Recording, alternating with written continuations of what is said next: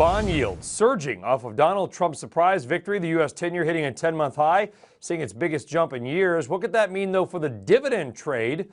Welcome to Trading Nation. I'm Brian Sullivan. Boris Schlossberg of BK Asset Management, Wald with Oppenheimer.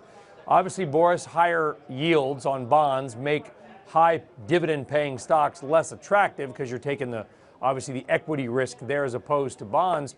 But do you think that this back up to over 2% in the 10-year eliminates the dividend trade or merely makes it slightly less attractive? No, I wouldn't throw out my dividend stocks out the door just yet. Because remember, the higher the yields go, the lower the bonds are going to go. And I think you're going to get a lot of destruction, wealth destruction on the credit side. So I think dividend yield stocks are still a very, very attractive long-term asset play. And you probably could enhance your strategy by selling puts against positions and tactically buying them at better levels. But I think longer term, dividend yield stocks still going to be very much a core component of investors' portfolio. All right, Wald, would you agree with that? Wouldn't agree with that. Okay. I think you want to own some more risky assets right here. Dividend stocks might work again longer term, but as it stands now, looking at the next couple months or even quarters, I just don't see it in the charts. And let's chart the utility spider in particular. I think that's really a pretty good proxy for that trade. And look at it relative to the S&P 500. And here you can really see when it outperforms, when it underperforms. And since 2009, it's been making lower highs. It's been underperforming through this cycle.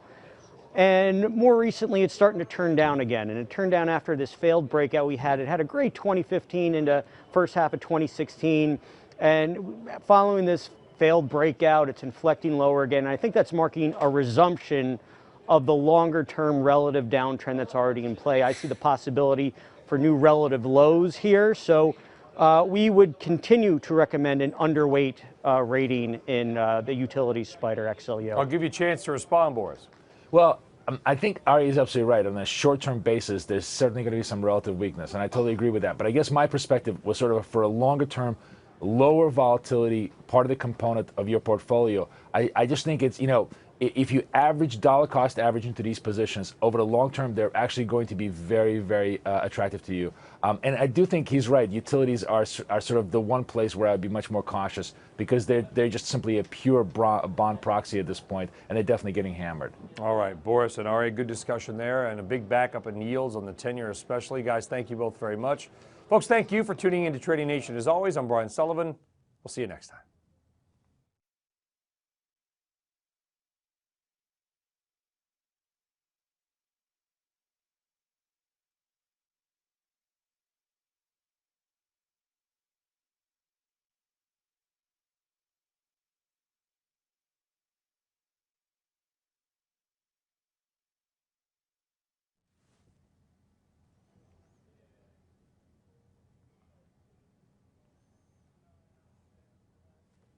Yep.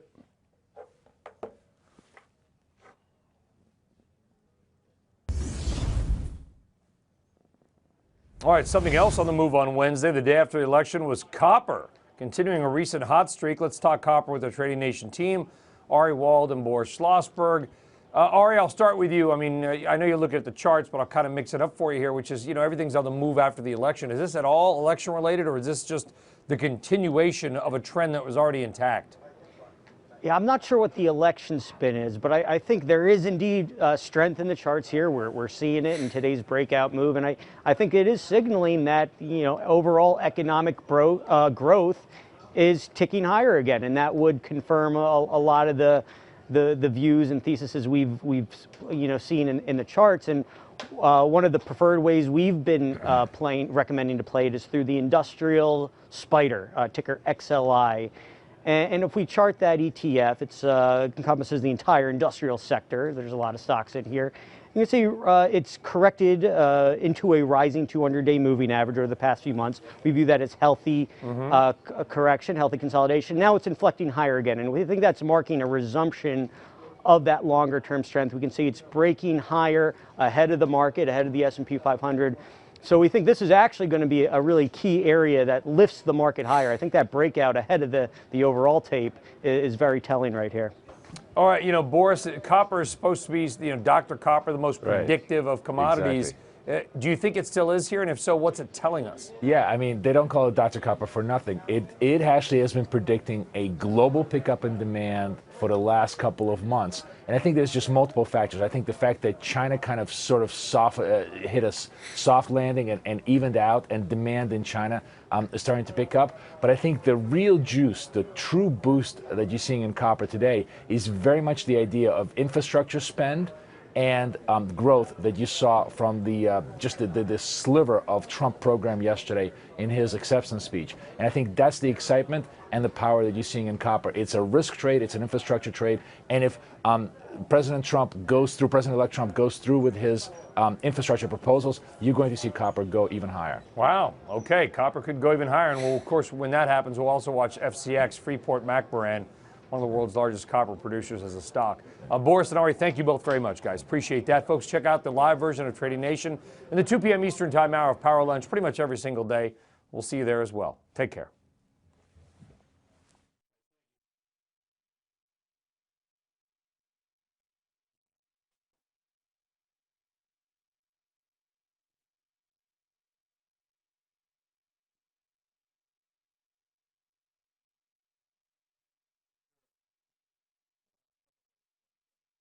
Hey there, thanks for checking out CNBC on YouTube. Be sure to subscribe to stay up to date on all of the day's biggest stories. You can also click on any of the videos around me to watch the latest from CNBC.